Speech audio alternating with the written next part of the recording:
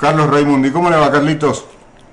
Nada más y nada menos. Nada más y nada menos, muy bien, así se presenta. Además, la columna se podría llamar así. Nada más y nada menos. Nada más y nada menos.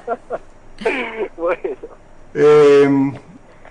Como todos los lunes, yo tengo un tema, pero yo no sé si vos tenés un tema. No, dale. Dale con el tuyo. En realidad, una especie de motivador de comentario.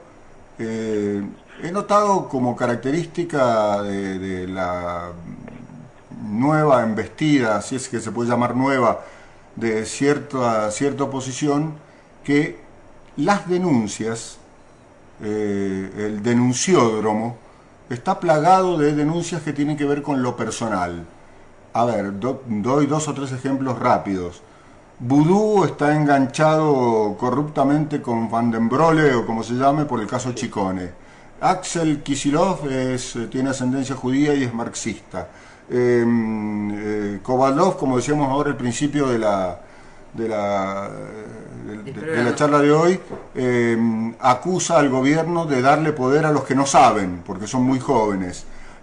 Apareció hoy en MDZ, que supongo que lo han levantado de algún diario de Buenos Aires, que Máximo Kirchner y Zanini están peleándose por una supuesta libretita que tenía Kirchner con contactos políticos. ¿Proyecto de país? ¿Dónde está? No, en el único lugar donde hay un proyecto de país es en el gobierno nacional. Eso está por eso. Claro, lo venimos diciendo permanentemente. Lo que pasa es que, bueno, por la negativa también se arma un proyecto de país, porque cuando hay oposición a que el Banco Central pueda jugar un papel más activo en el financiamiento del crédito y en el financiamiento de las políticas públicas, al negarse a eso significa que hay que conseguir financiamiento en otro lado. Sí. Ese otro lado es el mercado financiero internacional. Sí. Entonces, ¿quiénes son los que se oponen?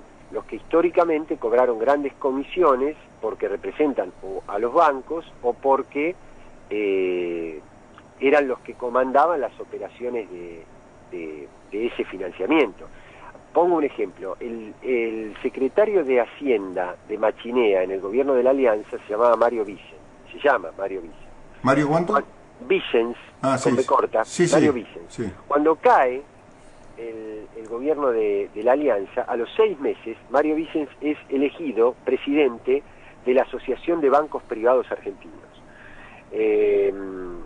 Entonces, uno se pregunta, cuando estaba en el Estado, ¿para quién trabajaba? ¿No? Entonces, estos mismos sectores son los que hoy se oponen, con la diferencia que hoy en el Estado hay otros ocupantes, que es lo que no toleran, digamos. Hay un nuevo cuerpo administrativo del Estado que está mucho más relacionado con la militancia, con los sueños, con un proyecto de país, que con los intereses financieros y tecnocráticos que estos sectores siempre representaron. Entonces, como no pueden todavía plasmar un proyecto por la positiva, tratan de desgranar al proyecto por la negativa, es decir, con estas acusaciones personales. Ahora, detrás de cada acusación personal hay algo, es decir, detrás de discriminar o de denunciar que los jóvenes no saben, como si, digamos, Martínez de Oz no era joven, Cavallo ya no era un joven brillante, cuando Cafiero fue un joven el corralito, ¿no? Entonces, claramente no tiene nada que ver una cosa con la otra. Y la denuncia contra Vudú, hecha, es decir, se convierte en tapa de un diario la denuncia de una mujer despechada que está en pleno conflicto en su juicio de divorcio. Y eso lo convierten en un eje político, cuando de verdad el verdadero eje político era que la empresa Bolt no debía ser quien imprima el papel moneda en la Argentina, porque ya es bastante con lo que tiene, porque de lo contrario, con los intereses que hay detrás de la empresa Bolt, se iba a convertir casi en un estado paralelo. Lo único que le faltaba, además, era imprimir los billetes. Entonces, lo que contestan es a esa restricción económica de negocios que le hizo el gobierno nacional. Pero lo hacen de esta manera, justamente, en lugar de valerse de pruebas contundentes, se valen de una persona que va a ver a un fiscal y que además confiesa que ni conocía a Chicone, ni conocía a los actores, nada, sino que una vez, en una conversación con el marido, cuando estaban discutiendo la división de bienes, el marido le nombró tal cosa. Y eso lo convierten en una noticia y en una denuncia jurídica contra el vicepresidente. Vos sabés que me quedé enganchado con el tema del endeudamiento o el desendeudamiento, y como bien decís vos, los que están por el endeudamiento, por volver al endeudamiento, son los que en general han recibido beneficios de esa actitud del Estado. Pero yo no creo que Alfonso Prat-Gay haya recibido comisiones, por eso no me consta. Y sin embargo el otro día lo escuché y lo vi decir que no era progresista desendeudarse, que era progresista salir al mercado a endeudarse. No, es exactamente al revés. Lo primero que te digo es que puede ser que Alfonso Prat-Gay no haya recibido comisiones, como sí seguramente las recibió Daniel Marx en la época de la Alianza. Claro. Lo que sí es cierto es que Alfonso Prat-Gay es un hombre de la banca Morgan. Es decir, él llega al Banco Central en la época de Duhalde a partir de su acción en la banca Morgan. Es más, la banca Morgan está denunciada, fíjate qué paradoja. Hoy Prat-Gay es diputado nacional por la fuerza de Carrió. Ahora, cuando Carrió surge a la escena pública es con aquellas famosas cajas de lavado que le venían de los Estados Unidos, sí, donde uno de los denunciados era la banca JP Morgan, que es la que representaba en ese momento en el país Alfonso Prat-Gay. Entonces, no la recibía como agente del Estado, pero sí recibía los beneficios del endeudamiento. Ahora, ¿qué es lo que pasa? Que hoy la Argentina puede vivir con cierto respiro, con cierto alivio, por estar desacoplada del ritmo de la crisis financiera internacional, precisamente porque salió del circuito financiero.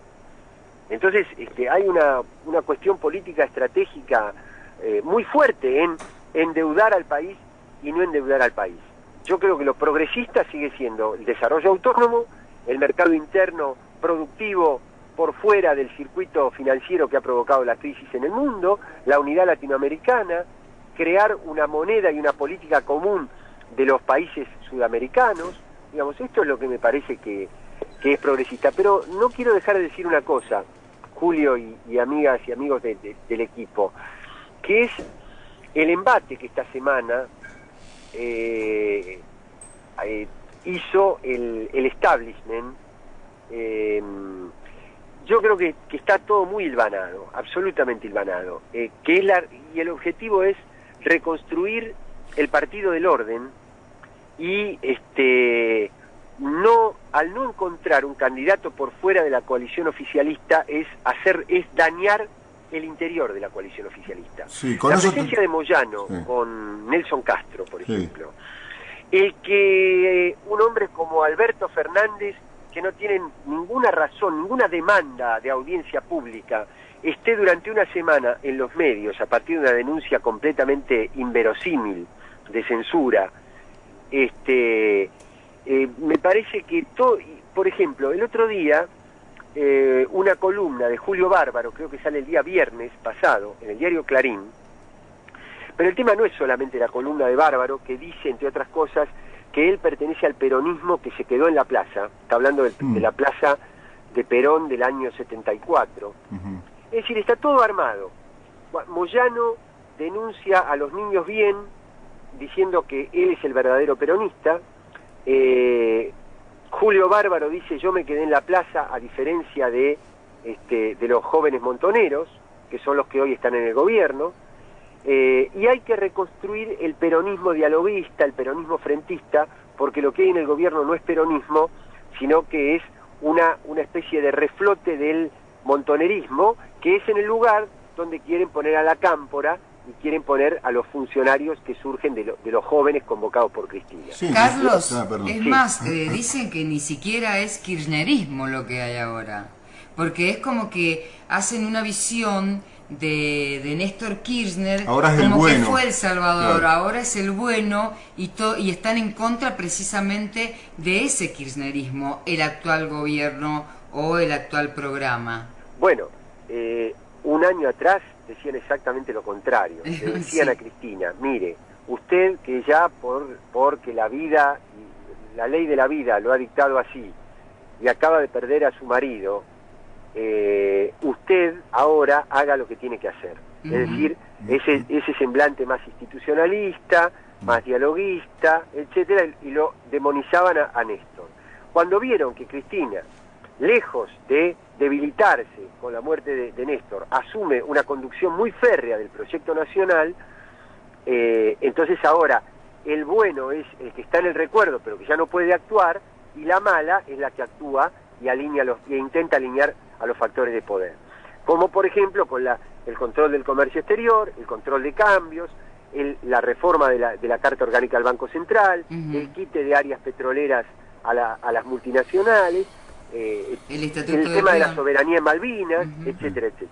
Hay, inclusive hay niveles de oposición, me refiero a niveles de sutileza o de falta de sutileza, porque hemos leído en los Andes, que es Clarín aquí en Mendoza, como bien sabés, que producto de las restricciones a la importación ya no se podía comer sushi en Mendoza. Pero fue título, Perdón. título de un, digamos, y lo estoy mirando a Santiago para que su columna sobre que se va a acabar el mundo, podía poner eso. ¿Qué cosas está frenando, de las cosas que tiene el sushi, qué cosas está frenando Moreno en el puerto? Digamos? Salmón rosado. No, en serio, sí, salmón sí. rosado. Sí. Miriam se ríe, pero fue titular, digamos, ¿no? No, ahí lo que es cierto que hay que tratar con mucha seriedad es que, lamentablemente, es decir, yo creo que el control de importaciones y el modelo sustitutivo de importaciones es muy importante, estoy absolutamente de acuerdo. Lo que a veces sucede, y ahí sí es donde hay que hacer sintonía fina en el sentido que uno entiende la sintonía fina, sí, es que ustedes hablan con algunos fabricantes, no me refiero al sushi, por ejemplo, por supuesto que es una banalidad, que ustedes lo estaban diciendo en ese sentido, pero por ejemplo, hay fabricantes de productos industriales que tienen un producto que está compuesto de 200, 300 componentes, el producto final, sí, y si le falta uno, con que le falte uno nomás, ya no pueden completar la cadena. Sí, me consta. Entonces van al Estado, reclaman eso, y en el Estado, para ser sinceros, no siempre están los cuadros con el conocimiento técnico suficiente como para poder saber todo en detalle, como lo sabe un fabricante que es el que tiene ese problema en la calle todos los días. Sí, o se encuentra Pero esto no tiene que ver con que esté mal la idea, tiene que ver con que de a poquito en la Argentina estamos tratando de reconstruir un Estado que fue sistemáticamente e intencionalmente destruido durante los 50 años anteriores al 2003, o 40 años anteriores al 2003. Entonces, digo, estas cosas hay que hablarlas con toda seriedad, porque yo sé que hay algunas dificultades en ese proceso, pero no es en el sushi, es en algunos componentes de procesos industriales donde lamentablemente a veces el Estado no da abasto con los cuadros que ha intentado recomponer. Es decir, este es un proceso que ha tratado de reconstruir el Estado, de levantarlo de su reconstrucción, pero que a veces tenemos este problema. Y a mí me parece, lo digo explícitamente, porque me parece didáctico decir estas cosas, porque entonces no hay que ponerse en contra de la idea central, sino que lo que hay que hacer es reparar aquellos detalles que impiden justamente que la idea central pueda llegar a su objetivo. Exactamente, no hacer tabla rasa.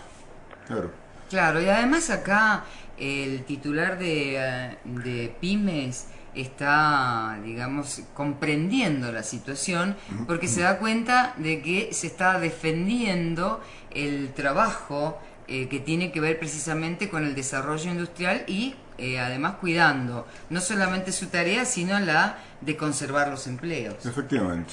Pero por supuesto, es que además el empleo que paga ese pequeño empresario implica salarios para que le consuman sus productos, y entonces ese es el círculo virtuoso del crecimiento del mercado interno. Exacto. Carlitos, hasta la semana que viene. Hasta el lunes. Un abrazo. Chao. Gracias.